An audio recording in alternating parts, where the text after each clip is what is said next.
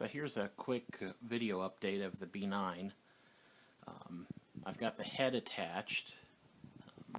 One of the problems that happened is in shipping, his head got, I think the robot got turned upside down, and his head got squished, and the neck pushed through the head and broke the camera and broke some of the wires inside.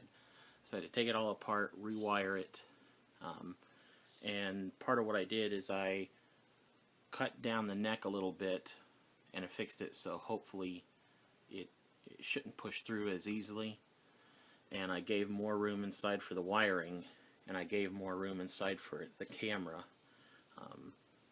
Brett was good enough to send me a replacement and some other parts, but I had an extra camera. I went ahead and threw inside there because I was anxious to get it wired up. And then the neck servo had broke.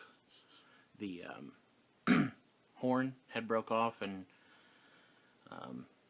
I couldn't get it to go back together, and it was an odd-sized horn, and I didn't have any that fit, but what I did is I retrofitted a larger horn on top of the metal gear, and I very carefully used hot glue inside the horn attachment, let it kind of sit up a little bit so that way it hardened a little bit, and then I squished it onto the metal gear attachment, and that worked to my surprise. And then the head, the way it was attached originally, was it just, Brett had originally used hot glue on the bent-up tabs of the Lazy Susan here. So it meant you had to permanently affix the head, and then to take it off you had to pull the hot glue off. And I wanted something where I could unscrew it and have better chance, so that way I could totally separate the head, like if I have to move it or ship it again or something like that. So I used some upside down servo brackets and glued them to the inside of the head, and then just drilled little holes through it.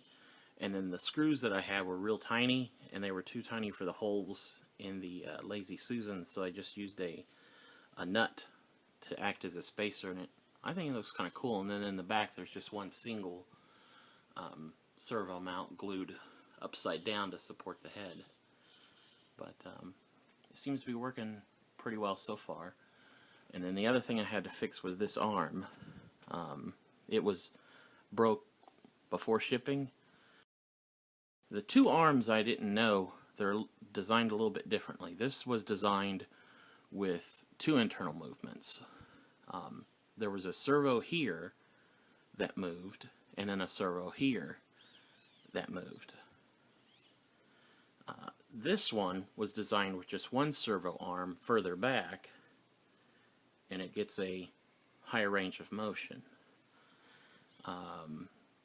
The one in the back here, the mount didn't want to stay onto the servo, and I didn't have any screws small enough to fit in there, and nothing I was doing was working, so I decided to, so that way the rest of the arm could work, I just taped it up and stiffened it, so that way all of this is just, it's almost as if there's just a piece of metal, and then it has the in movement still.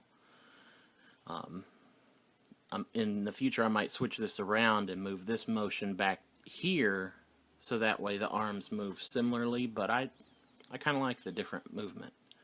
And then both arms rotate as well.